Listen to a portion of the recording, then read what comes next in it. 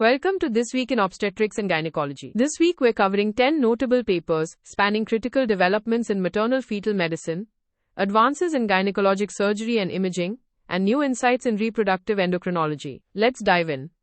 We begin with major updates in obstetric care and fetal surveillance, starting with a massive population-based study. Researchers evaluated electronic health data from over 3 million singleton births in England's National Health Service to compare 7 different fetal weight standards.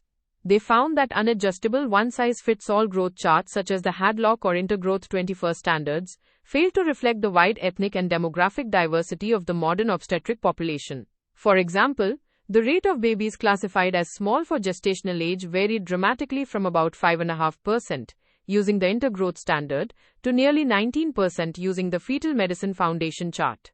Large for gestational age rates similarly fluctuated between 5% and nearly 18% depending on the standard applied. In contrast, the customized GIRO standard, which adjusts for maternal height, weight, parity, and ethnic origin, demonstrated the most consistent and narrowest range of small for gestational age rates across different regional health boards. This study highlights that static growth charts systematically fail to identify at-risk fetuses in diverse populations, suggesting that clinicians should transition toward customized growth standards to ensure personalized and safe antenatal care. Moving from fetal growth to maternal postpartum health, a retrospective cohort study in the American Journal of Obstetrics and Gynecology investigated the long-term neurological and psychiatric consequences of ischemic placental disease. Utilizing the United States nationwide readmissions database, researchers analyzed over 17 million hospital deliveries and found that nearly 11% of patients had a diagnosis of ischemic placental disease, which includes preeclampsia, placental abruption, and fetal growth restriction. Women with ischemic placental disease experience significantly higher rates of postpartum hospitalization for neurological and psychiatric disorders within the same calendar year as delivery, with over 1,200 hospitalizations per 10,000 women compared to just 730 per 10,000 among those without the disease. The risk of these brain disorders, which included stroke, migraine, epilepsy, depression, and anxiety, increased in a dose-dependent manner with the severity of placental disease. Specifically, having a single ischemic placental disease condition increased the risk of readmission by 47%, while having all three conditions nearly doubled the risk. These findings suggest that the microvascular and endothelial dysfunction characteristic of ischemic placental disease serves as a critical marker of maternal brain vulnerability, underscoring the need for heightened clinical vigilance and comprehensive mental health and neurological screening in the postpartum period. Rounding out our obstetric section, a systematic review and meta-analysis. Looking at 14 studies involving over 2,000 participants, researchers compared the risk of intraamniotic infection between patients undergoing induction with a cervical ripening balloon and those receiving pharmacologic methods like oxytocin or prostaglandins. While the overall analysis across all studies showed similar infection rates, a critical sub-analysis restricted only to randomized controlled trials revealed that the use of a cervical ripening balloon was associated with an 84% increase in the odds of developing an intraamniotic infection. A similar elevated risk was found when restricting the analysis to studies with a low risk of bias. These findings suggest that while mechanical ripening is a valuable tool, it may introduce a higher infectious risk when the membranes are ruptured, meaning clinicians should carefully weigh these odds and discuss them during shared decision-making for labor induction. In the field of gynecologic surgery, a long-term retrospective study in obstetrics and gynecology provides essential counseling data for patients choosing between uterine preservation and hysterectomy for apical pelvic organ prolapse. Using the TriNetX research network in the United States, researchers compared native tissue hysteropexy to hysterectomy with apical suspension in matched cohorts of women with a median follow-up of around 9 years. The study found that while hysteropexy was associated with slightly lower rates of short-term postoperative complications, such as a 22% reduction in urinary retention and a 21% reduction in urinary tract infections, it carried a significantly higher long-term risk of prolapse recurrence. Specifically, women who underwent hysteropexy had a 77% higher risk of requiring a subsequent prolapse reoperation and a 63% higher overall retreatment rate, including pessary use, compared to those who underwent a hysterectomy. Notably, only about 3% of patients in the hysteropexy group eventually required a subsequent hysterectomy during the follow-up period. This study provides invaluable long-term data. allowing surgeons to counsel patients that preserving the uterus offers a smoother immediate recovery, but carries a modestly higher risk of needing repeat treatment in the decade following surgery. To minimize surgical complications and optimize preoperative planning, a prospective diagnostic accuracy study in ultrasound in obstetrics and gynecology evaluated the utility of the transvaginal ultrasound sliding bladder sign for predicting dense adhesions. In a cohort of 128 women undergoing laparoscopic hysterectomy for benign conditions, independent assessors evaluated whether the bladder slid freely over the uterus during a preoperative ultrasound examination. The study revealed that the sliding bladder sign had an overall diagnostic accuracy of 89%, with a remarkable specificity of nearly 97%, though its sensitivity was more modest at 69%. The positive predictive value was 89%, and the positive likelihood ratio was over 21, indicating that the absence of bladder sliding is an incredibly strong predictor of bladder to uterine adhesions. Incorporating this quick, non-invasive assessment into routine preoperative ultrasound examinations allows surgeons to anticipate anterior compartment adhesions, plan their surgical approach, and improve perioperative preparedness. Also in the realm of gynecologic imaging, a Danish multi-center study, or ADNEX model, in general gynecologic settings. The study evaluated over 1,800 patients, with the vast majority examined by non-expert examiners using standardized international ovarian tumor analysis terminology.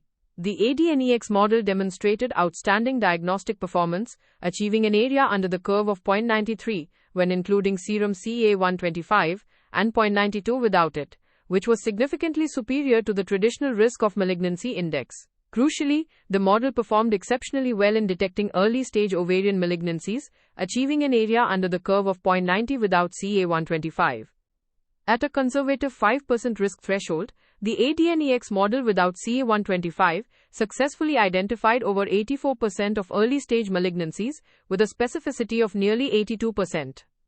These findings confirm that non-expert clinicians can highly rely on the ADNEX model, using standardized ultrasound terminology to guide oncology referrals, even without waiting for laboratory tumor marker results. Turning our attention to reproductive endocrinology and assisted reproductive technology, a systematic review and meta-analysis in fertility and sterility addressed the ongoing debates surrounding embryo transfer stage strategies. Analyzing 11 studies representing over 150,000 cycles, researchers compared the cumulative live birth rates of a blastocyst stage strategy, where surplus embryos are frozen at the blastocyst stage, versus a cleavage stage strategy.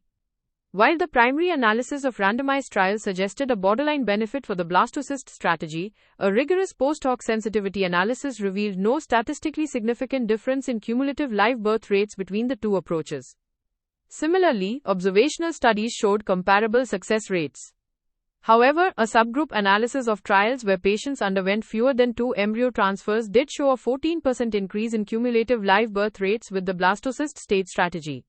This suggests that while both strategies are highly effective overall, a blastocyst stage strategy may offer a modest advantage for patients with a limited number of planned transfers. In ovarian stimulation protocols, a systematic review and meta-analysis in ultrasound, in obstetrics and gynecology compared progestogen-primed ovarian stimulation, or PPOS, against traditional gonadotropin-releasing hormone analogs. Synthesizing data from 20 randomized trials involving over 4,000 women, the researchers found that compared to gonadotropin-releasing hormone antagonists, the PPOS protocol was associated with a 13% increase in the live birth rate and a higher average number of retrieved oocytes. There were no significant differences in the rates of cycle cancellation or premature luteinizing hormone surges, and no moderate or severe cases of ovarian hyperstimulation syndrome were reported in either group across 10 studies. When compared to gonadotropin-releasing hormone agonists, PPOS demonstrated equivalent efficacy and safety.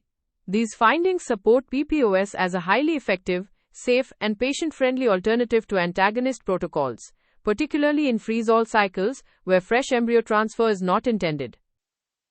Further optimizing frozen embryo transfers, a large multi-center cohort study in fertility and sterility investigated whether timing natural cycle frozen embryo transfers using endogenous progesterone measurements affects outcomes.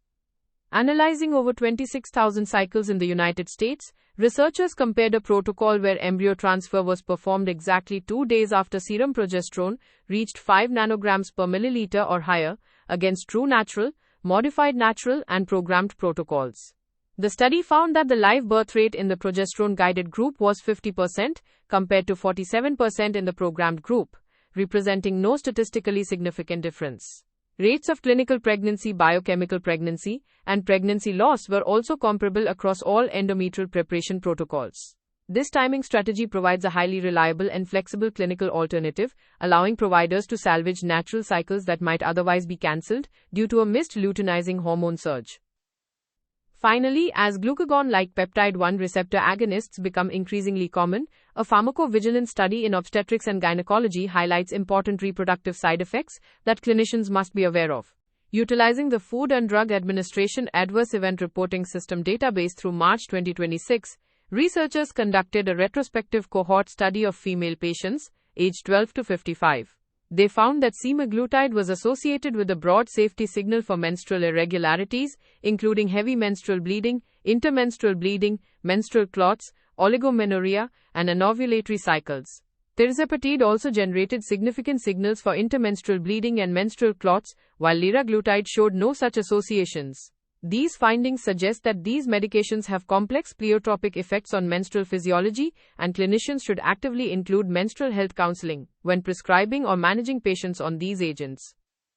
If you only have time for one paper this week, make it the massive cohort study from the BMJ evaluating fetal growth charts. This study of over 3 million births demonstrates that one-size-fits-all growth charts fail to account for maternal diversity, highlighting an urgent clinical need to transition to customized growth standards to prevent missing at-risk fetuses.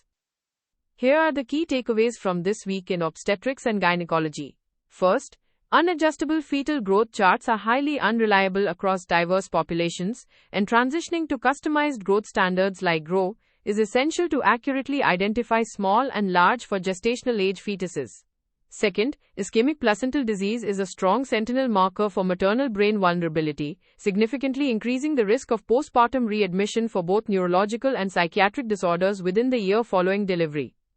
Third, while native tissue hysteropexy for apical prolapse offers a lower risk of short-term postoperative urinary complications compared to hysterectomy, it carries a 77% higher risk of long-term prolapse reoperation. Fourth, the non-invasive ultrasound sliding bladder sign is highly specific and accurate for predicting dense bladder to uterine adhesions, allowing for improved preoperative planning. Finally, semaglutide and tirzepatide are associated with significant signals for menstrual irregularities, including heavy bleeding and intermenstrual spotting, which must be incorporated into patient counseling. That's your roundup for this week in obstetrics and gynecology. The full transcript and references are available on the episode page in your Audio Scholar library. This is an AI-curated summary for clinical decisions. Always consult primary sources and current guidelines. See you next week. If this weekly briefing is useful, follow the show in your podcast app so new episodes arrive automatically. And for audio briefings on your own clinical questions and papers, visit audioscholar.cc. This is an automated summary generated by artificial intelligence, which can make mistakes. Always review the original source materials.